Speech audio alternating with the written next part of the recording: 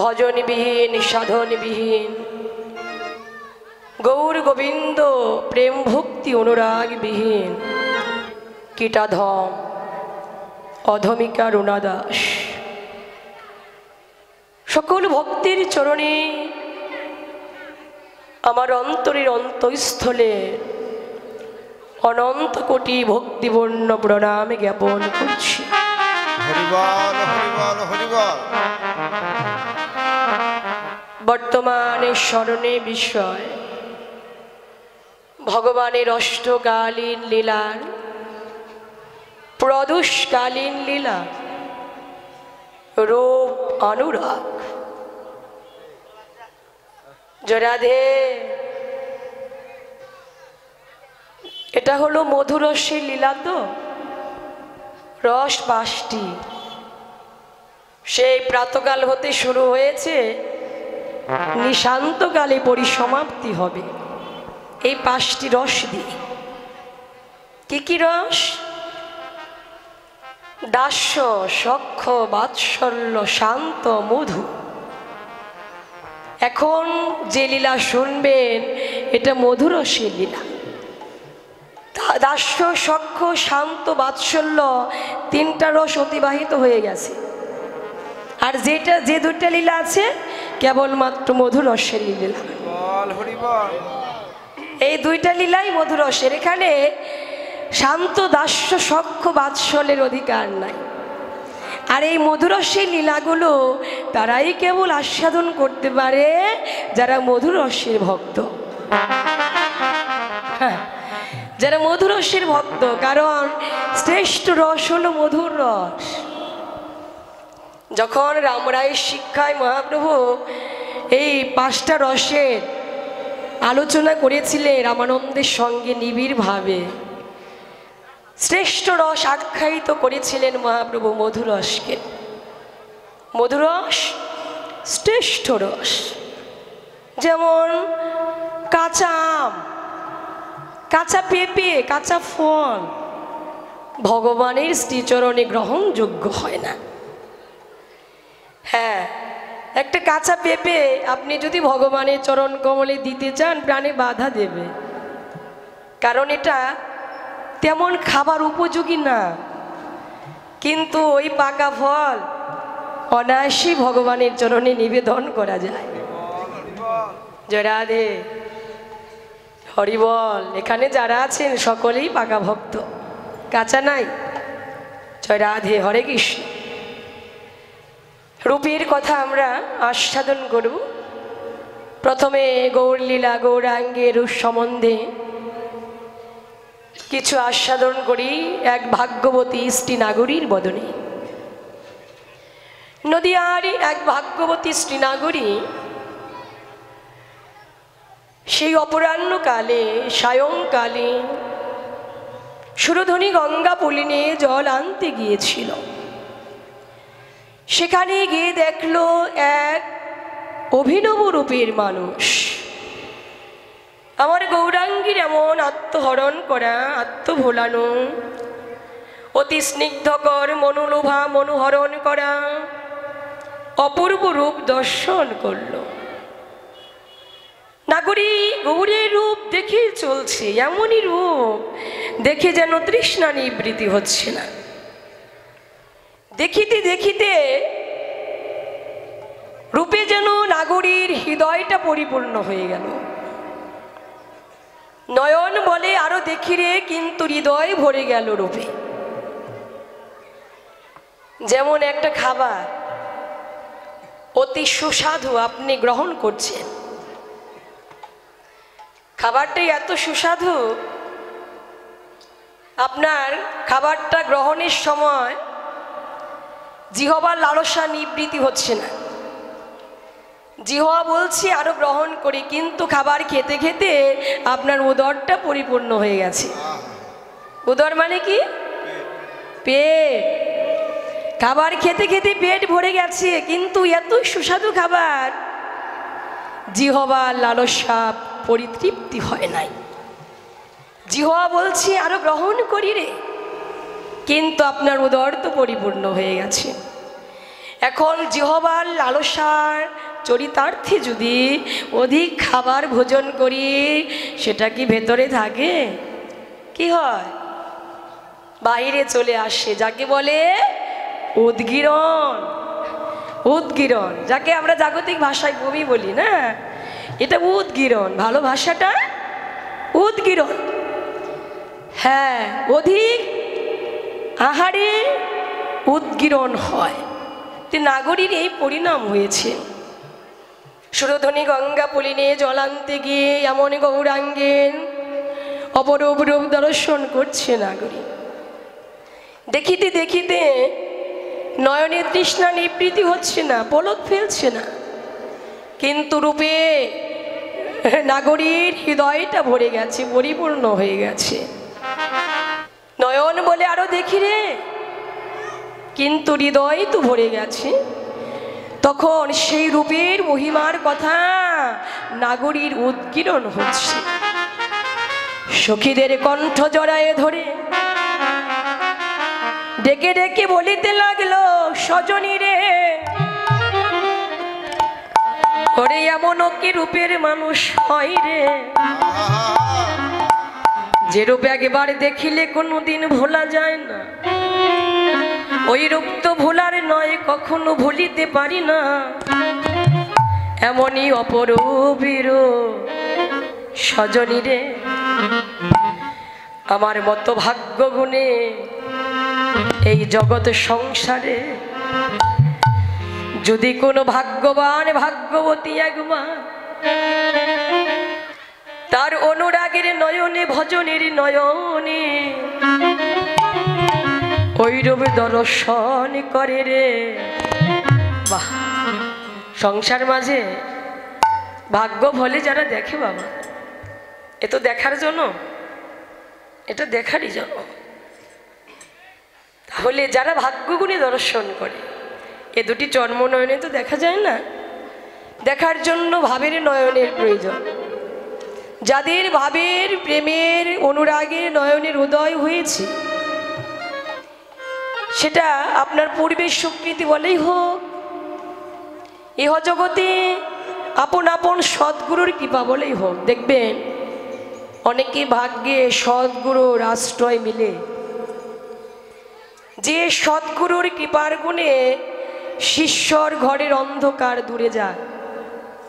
আপনি যার চরণে আশ্রয় গ্রহণ করলেন, সেই গুরু যদি সৎ হয়, গুরু যদি ভজনশীল হয়, ঊর্ধ্বগামী হয় গুরুর পন্থা, গুরুর ঘরের অন্ধকার যদি দূর হয়ে থাকে, আমি জীবনেও আলোর সন্ধান পাবো না, আলোর রাস্তা পাবো না। এটা শ্রীমদ্ ভাগবত বললেন, সংসারে নিচু সঙ্গ করো না, উঁচু সঙ্গ করো। কারণ নিচু সঙ্গ করলে জীবনে তোমার নিচুতা দূর হবে না। তুমি চেষ্টা করো উঁচু সঙ্গ করার জন্য। তোমা হতে অতি উন্নত যারা, ভজনশীল যারা, তোমা হতে ঊর্ধ্বগামী যারা, তুমি তাদের পেছনে থাকো, তবু মঙ্গল। তাদের সঙ্গ ধরে পেছনে থাকো, এটাই ভাগবতের কথা, যে উঁচু সঙ্গে নামিস নে, জীবনের নিচুতা দূর হয় না, নিচুতা ঘুচে না। তাই সংসারে বুদ্ধিমান যারা, ভাগবত বললেন সৎসু সজ্জিত বুদ্ধিমান, যারা বুদ্ধিমান তারা অসৎ সঙ্গ ত্যাগ করে চেষ্টা করে সর্বক্ষণ সৎসঙ্গে বাস করে। কারণ এই সজ্জনেরাই, একমাত্র এই সাধকরাই, এই অনুরাগী ভক্তরাই আপনাকে আমাকে ভজনের সঠিক রাস্তাটা দেখাতে পারে। কৃষ্ণ গৌর প্রাপ্তি সঠিক পন্থা এই সাধক মহাজনটাই দেখাতে পারে। মহাজনের পথই হলো শ্রেষ্ঠ পথ। শ্রীমদ্ ভাগবতে 12 জন মহাজনের কথা উল্লেখ করে গেছে। 12 জন মহাজন, স্বয়ম্ভু, নরিদ, শম্ভ, কুমার, কপিল, মৌনিম, প্রহ্লাদ, জনক, ভীষ্ম, এরকম 12 জন মহাজনের কথা শ্রীমদ্ ভাগবত বলে গেছে। সেই 12 জন মহাজনের জীবনী আপনি অনুসরণ করেন, এটা মহাজনদের পথ, যেটা ঊর্ধ্বগামী রাস্তা, নিম্নগামী নয়। তাহলে কোনো মহাজনের কৃপাগুণেই হোক, পূর্বের করুণা গুণেই হোক, এখানে পূর্বের কিছু স্বীকৃতিও থাকে। যেমন অনেক সাধক ভক্তরা দেখা যায়, আমরা আসলে দেখি ছোটকাল হতেই কৃষ্ণ অনুরাগী হয়, বয়স কম কিন্তু তথাপি কৃষ্ণ অনুরাগ হৃদয়ে, তীব্র কৃষ্ণ বাসনা নিয়ে, কৃষ্ণ প্রাপ্তির আকাঙ্ক্ষা নিয়ে প্রেমবন্যায় ভাসে, কারণ তার পূর্বে স্বীকৃতি আছে। ভজন রাস্তাটা তার অগ্রসর, কিন্তু বয়স 80 বছর হয়ে গেছে, গৌর গোবিন্দ বলতে প্রাণ কাঁদে না। কারণ কি? ভজনের রাস্তাটা অনেক পিছনে পড়ে আছে, অগ্রসর হতে পারি নাই। হ্যাঁ, আর অগ্রসর হয়ে গেছে। এখানে পূর্বের স্বীকৃতি তার সুকর্ম। তাহলে সংসারে পূর্বের স্বীকৃতি বলেই হোক, আর আপন আপন ওই সদ্গুরুর কৃপা বলেই হোক, আর ওই যে মহাজন সাধকদের দয়া বলেই হোক, যদি কোনো ভাগ্যবান ভাগ্যবতী একবার অনুরাগের নয়নের উদয় করে, কারো যদি প্রেমের নয়নের উদয় হয়, প্রেম ছাড়া তো দেখা যায় না। জীবনে ভগবানকে দেখার জন্য যত নিয়ম নীতি কানুন আচার বিধান বিদ্যা জ্ঞান শাস্ত্র যত কিছু আমরা অধ্যয়ন করি লাভ করি, এগুলো দিয়ে ভগবান দর্শন হয় না, ভগবান মেলে না। তাকে প্রাপ্তির একটা মাত্র প্রয়োজন ধন, সেটা হলো অপ্রাকৃত প্রেম বস্তু ধন। হ্যাঁ, এটা রামকৃষ্ণ বললেন, হে মানুষ, বেদের দুর্লভ মানুষকুলে জন্ম নে, সংসারে আসলে তুমি কেন আসলে, এই জীবনটা ধারণ করলে কেন, এর উদ্দেশ্য খোঁজো। কি কারণে এসেছি, এই যোগ্য জন্মটা নিয়েছি কেন, কি কারণ? একটা কারণ তো আছে। যদি বলেন যোগ্য জন্ম নিয়ে সংসারে আমরা সকলে কিছুই পেলাম, কি কি পেলেন?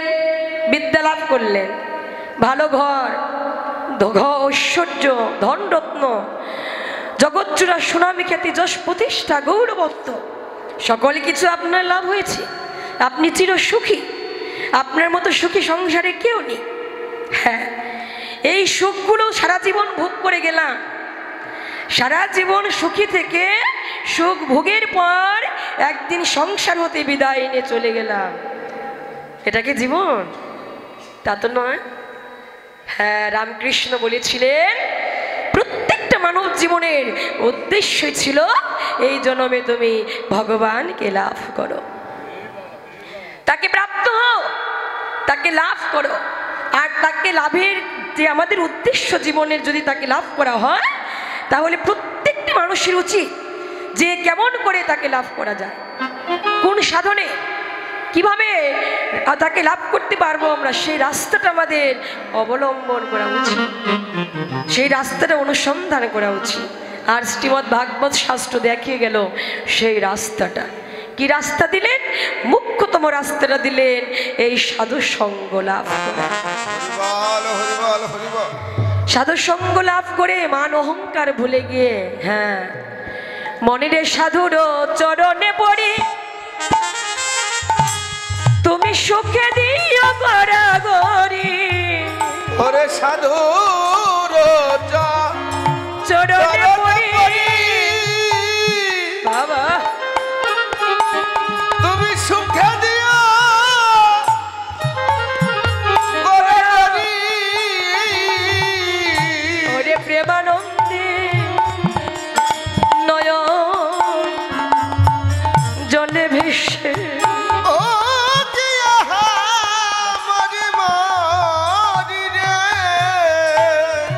সদাই প্রেমানন্দে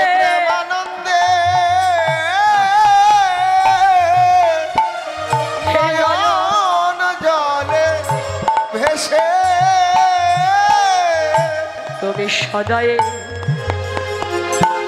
বৈষ্ণব সঙ্গ ধরো, ও তুমি সদাই সদাই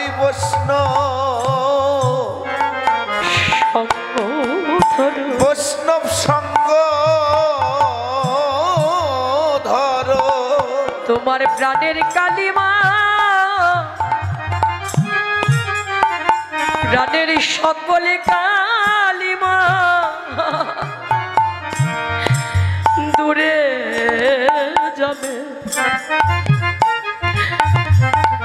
সদাই বৈষ্ণব সঙ্গ ধর। ও তোমার প্রাণের কালিমা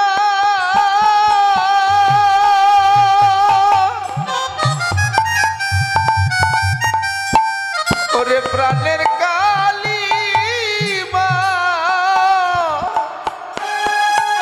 তোমার তোমার দূরে যাবে তুমি সদাই বৈষ্ণবে সঙ্গ ধরো। মনিরে তোমার ভব জ্বালা তো ও ভাই আরে রবে না রে। তোমার ভব জ্বালা রবে না আর রবে না রে। ওরে যদি পরাণ ভরে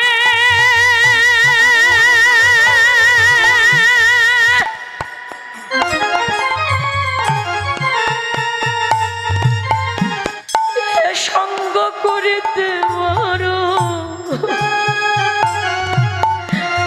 তোমার প্রাণীর ভব জল তুই রবে না ও সদাই পরাণ ভরা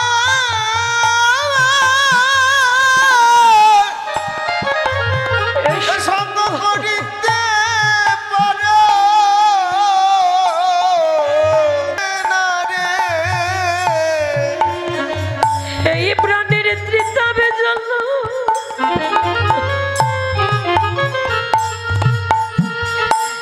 প্রাণের তৃতাবে জল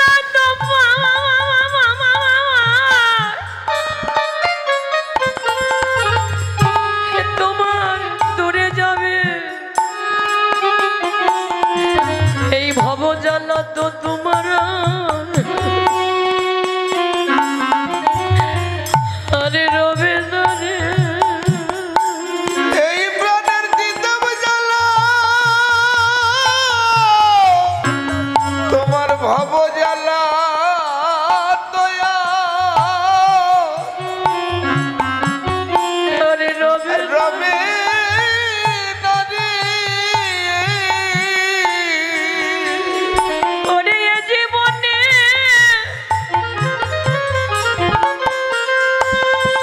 যদি মানবিমান ভুলে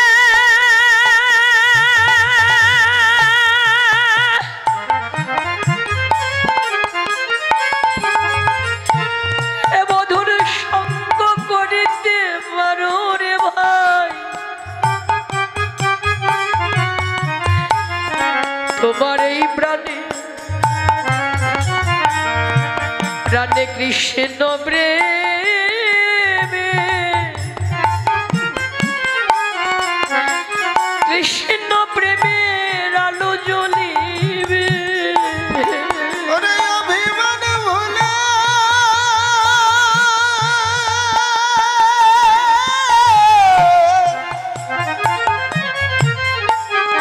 অভিমান ভুলে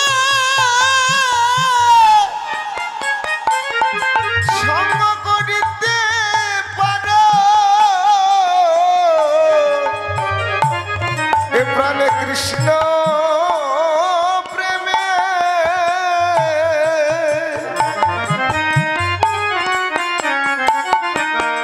উদয় হবে। তাই এই জীবনে দিন থাকিতে রে মন সদাই মধুর সঙ্গ ধরো ওরে জনম হারাই গেলে আরে পাবে না থাকিতে সঙ্গ ধরো গেলে আর পাবে না। থাকিতে সঙ্গ ধরো সদাই অভিমান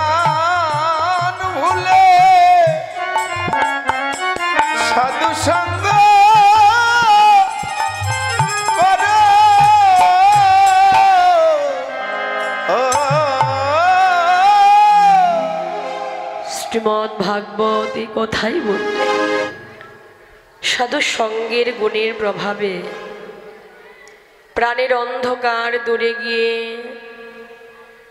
অন্তরে কৃষ্ণ প্রেমের আলো প্রজ্বলিত হয়। ছোট যে প্রেমের আলোতে ভগবানকে দর্শন করা যায়, তাকে দেখার জন্য এই প্রেমের টুকু প্রয়োজন। ভাগ্যগুণী সংসারে যারা তাকে দর্শন করে তারা জীবনে কখনো ভুলে না। চৈতন্য চরিতামৃতকার বললেন, ওই চরণ কমলে সকল কিছু তারা চিরতরে বিকায়ে দেয়, সংসারে আপনার বলতে তাদের কোনো কিছু আর থাকে না। গৌরাঙ্গই নম বলে ওই চরণে বিকৃত হয় তারা। চৈতন্য বললেন, তাদের সমগ্র ভাবনার মাঝে গৌর ভিন্ন অন্য কেউ থাকে না। যে কৃষ্ণময়ী কৃষ্ণ যার ভিতর বাহিরে যাহা যাহা নেত্র পড়ে তাহা কৃষ্ণ স্ফুরে। তাদের অন্তরে কৃষ্ণ, বাহিরে কৃষ্ণ, সর্বজীবনই যেন কৃষ্ণময় হয়ে যায়। যারা ভাগ্যগুণী দেখে গৌরাঙ্গীর এমন অপূর্ব রূপ মাধুরী, সকল কিছু ওই চরণে বিকায় দেয় তারা। যেমন অনেক প্রমাণ আছে নদিয়ায়, যেমন ভক্ত রামানন্দরা সকল কিছু বিকায়ে ছিল আমার মহাপ্রভুর শ্রী চরণে। আমার গৌরাঙ্গে এই অপরূপ রূপ দর্শন করে শ্রীমন মহাপ্রভু যখন প্রথম সন্ন্যাস গ্রহণ করে রামানন্দের দ্বারে উপনীত হয়েছিলেন সন্ন্যাসের বেশ ধরে। গৌরাঙ্গের কাঁধে ভিক্ষার ঝুলি, চাচর কেশ, সর্বাঙ্গে যেন দৈন্যতার বেশ।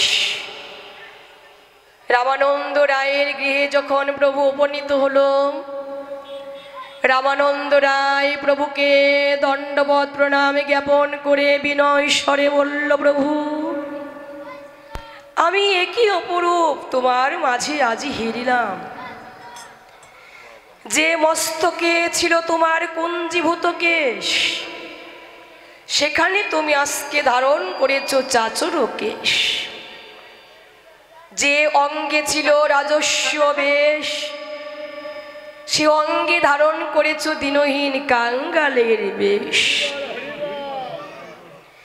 যে হস্তে ছিল তোমার মোহন বাঁশরি, সেই হস্তে তুমি আজকে ধারণ করেছ নামের মালা। যে গলে ছিল বনমালা শোভিত, সেই গলে তুমি আজকে ধারণ করেছ তুলসীর মালা। বিশ্ব ব্রহ্মাণ্ডে রাজ রাজেশ্বর, এই অনন্ত কোটি সংসার যার চরণ তলে আশ্রিত। অনন্ত কোটি বিশ্ব ব্রহ্মাণ্ডে সকল জীব যাকে অনুসরণ করে, অনন্ত কোটি ভক্তরা যাকে পাবার লাগি পথে পথে দাঁড়ে দাঁড়ে দিনহীন কাঙ্গাল হয়ে হৃদয়ে ধন্যতা নিয়ে হা গৌর প্রাণ গৌর বলে দিবানিশিকে দেবে না।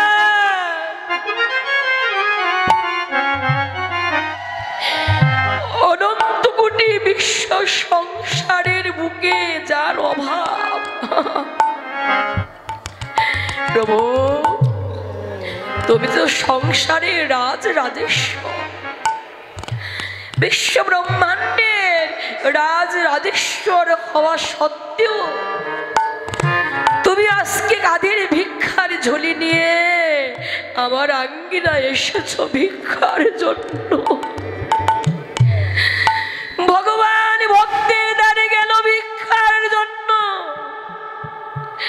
সংসারে ভক্তির ভগবানকে দেবার কি আছে? রামানন্দ রায় কেঁদে কেঁদে বলছে, প্রভু তুমি আমার দ্বারে ভিক্ষার এসেছো, কিন্তু তোমাকে দেওয়ার মতো তো আমার কোনো কিছু নাই। বলো কি ধন আছে বান্ধব, তোমায় কি ধন আমি দান করবো? আমরা তো দিনহীন, চির কাঙ্গাল, চির অভাজনে, চির পতিত প্রভু। সংসারে ভগবান ভক্তের কাছে কি চায়? জগতে ঐশ্বর্য, বিত্ত, বৈভব, এগুলোতে ভগবান কখনোই লাভ হয় না। ভক্তের আছে কি ভগবানকে দেবা? আর এই রামানন্দ রায় ঠাকুরকে কি দিল?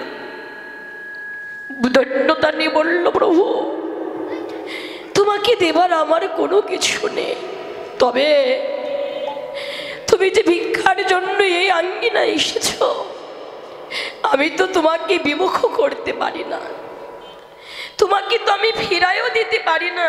এই কারণে কোনো ভিক্ষুককে ফিরাইয়ে দিতে হয় না। বলল, প্রভু আমি তোমাকে ফিরাইয়ে দিতে পারি না, বিমুখ করতে পারি না, তবে ঠাকুর এসেছো যখন, একটা ধন আমি তোমাকে দান করতে পারি। কি দান করব? রামানন্দ রায় কেঁদে কেঁদে বলছি, প্রভু এ জীবনে একটা রত্ন বড় আমি যত্ন করে রেখেছি, সেই রত্নটি আমি তোমাকে দান করতে পারি। কেঁদে বলল, প্রভু আমি তোমার ওই চরণে দিতে চাই আমার এই প্রাণের যত মান, অভিমান, অহংকার, চিরকালে জনমের মতো তোমার ওই চরণে বিখাইয়ে দিয়ে গৌর হে, আমার এই নিজেকে তোমায়, নিজেকে তোমায় আমি ভিক্ষা দিলাম। আমার নিজেকে, এই নিজেকে তোমায়, নিজেকে তোমায় আমি ভিক্ষা দিলাম। আমি ভিক্ষা দিলাম। ও প্রভু তুমি কৃপা করে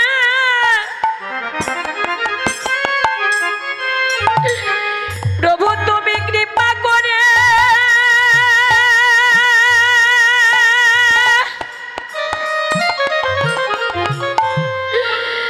ও বান্ধবীরে তুমি করুণা করে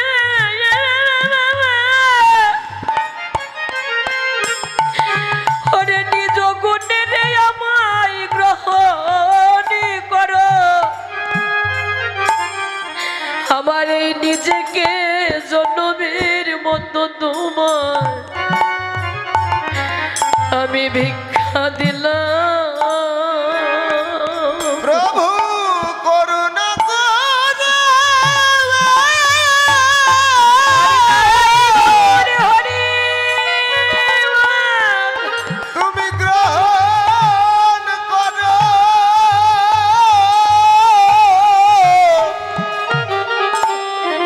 এই নিজেকে আমি তোমায় ভিক্ষা দিলাম।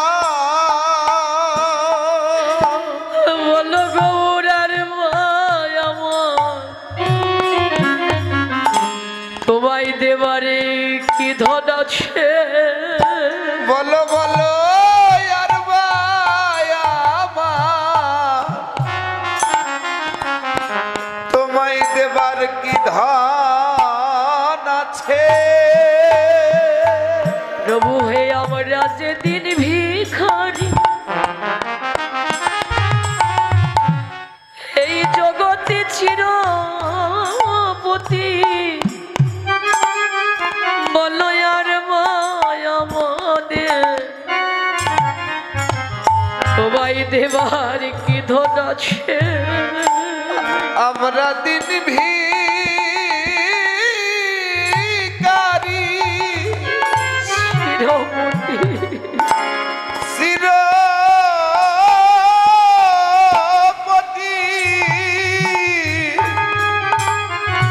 এবং আমার মায়া মদে বলো বলো আর ভাই আমাদের তোমায় দেবার কি ধান আছে গৌরী হে তাই তুমি কৃপা করে ও প্রভু তুমি করুণা করে নিজ গুণে আমাদের গ্রহণ করো আমরা অভাজন বলে আমাদের এনে দিও না গ্রহণ করো অভাজন বলে ফেলে দিও না গ্রহণ করো বলো বলো আর ভাই আমাদের কি ধন আছে তোমায় দেবার কি ধান আছে রে রামানন্দের ন্যায় সংসারে যাদের অন্তরে এমন অনুরাগ ভগবানের প্রতি উদয় হয়, যারা অনুরাগে ভগবানকে দেখে তাদেরই এই পরিণাম হয়। সকল কিছু ওই চরণে বিকায়ে দেয়। ওই নদিয়ার ভাগ্যবতী নাগরীরও এই পরিণাম হলো। গৌরীর অপূর্ব নবস্রধ্বনি গঙ্গা পুলিনে দেখে এলো। সজনীদের কণ্ঠ জড়িয়ে ধরে বলছে, সজনী রে, এমনই অপূর্ব রূপের মানুষ দেখলাম রে, ভুলিতে পারছি না রে। ওই চরণে যেন সকলেই চিরকাল জনমের মতো আমি বিকায়ে দিয়েছি। এ তো ভোলার নয় রে ও সজনী, এমনই আমার গৌরীর রূপ, যেন হৃদয় মাঝে আমার সদাই জাগে, সদাই জাগে। মরমিরে তোরা শোন শোন, আমি দ্বন্দ্বে দ্বন্দ্বে তিলে তিলে আমার গোড়ার উপ না হেরিলে, যেন মরণে মরিয়া আমি যাই। দ্বন্দ্বে দ্বন্দ্বে তিলে তিলে গোড়ার উপ গোড়ার উপর না হেরিলে, যেন মরণে মরিয়া যাই। ওরে সার হয় নিরন্তর, ওরে হেমকান্তি করে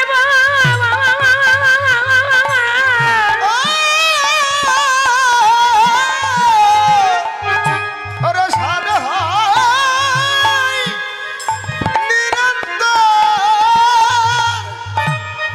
হেমকান্তি করে ওরে হেম বলব ওরে হৃদয় মাঝারে ধরে রাখি রে সজনী, আমি আমার এই হৃদয় মাঝে ধরে রাখি। ওরে হৃদয় মাঝে ধরে রাখি রে হৃদয় মাঝে ধরে বাবা, রাখি। আমি যে ভুলিতে পারি না, আমি ভুলিতে পারি না। ওরে সদাই যেন এই মরমে জাগে, আমি ভুলিতে পারি না। আমার সদাই যেন মরমে এই মরণে জাগে, বাবা, আমি ভুলিতে পারি না। সজনী রে, এমন রূপ কি আর ভোলা যায় রে। বল বল সজনী রে, এমন রূপ এমন রূপ কি আর ভোলা ভোলা যাই রে। ওরে যারে দেখিলে জীবে সকল ভুল ভেঙে যায় এমন রূপ কি আর কখনো ভোলা যায় রে। ও যারে দেখলে দিবে সকল ভুল সকল ভুল ভেঙে যায় এমন রূপ কি আর ভোলা যায় রে। ওরে যারে দেখিলে রে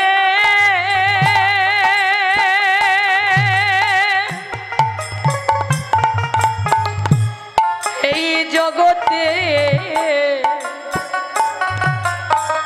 যারে দেখিলে রে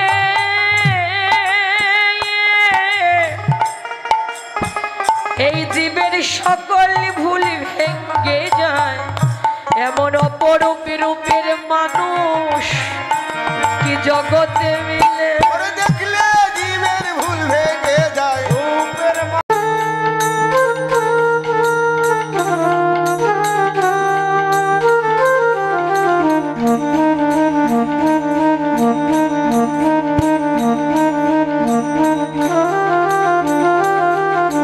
এই যে কীর্তন মিডিয়া দাদা খুব ভালো দাদা আছে, সবাই চলে গেলে এটা যাবেন, এটা থাকবি খুব ভালো। এনার চ্যানেলে ভালো ভালো কীর্তন আছে, কীর্তন মিডিয়া টিম লিখবেন, অনেক কীর্তন আসবে, আপনারা শুনবেন।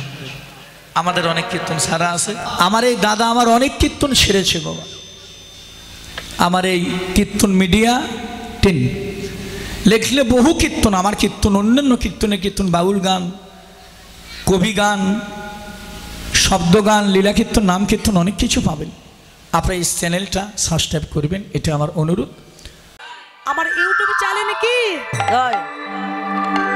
কীর্তন মিডিয়া টিম সকল সনাতন ধর্মে যত বড় বড় কীর্তনীয় আছে হয়েছে নাম কীর্তন লীলা কীর্তন, এই যে কীর্তন মিডিয়া এই চ্যানেলটি সকল কীর্তনীয়দের কীর্তন এই ইউটিউব চ্যানেলে পাবেন আপনারা।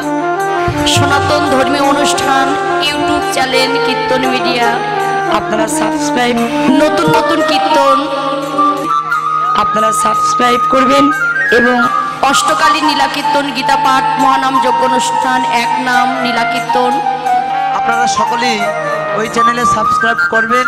গীতা পাঠ, ভাগবত পাঠ সকল কিছু এই চ্যানেলে দেখতে পাবেন এবং সকলেই দেখবেন এবং বেশি বেশি করে শেয়ার করবেন, যেন সকলের মাঝে দাদা আরো ভালো ভালো কীর্তন আপনাদেরকে উপহার দিতে পারে।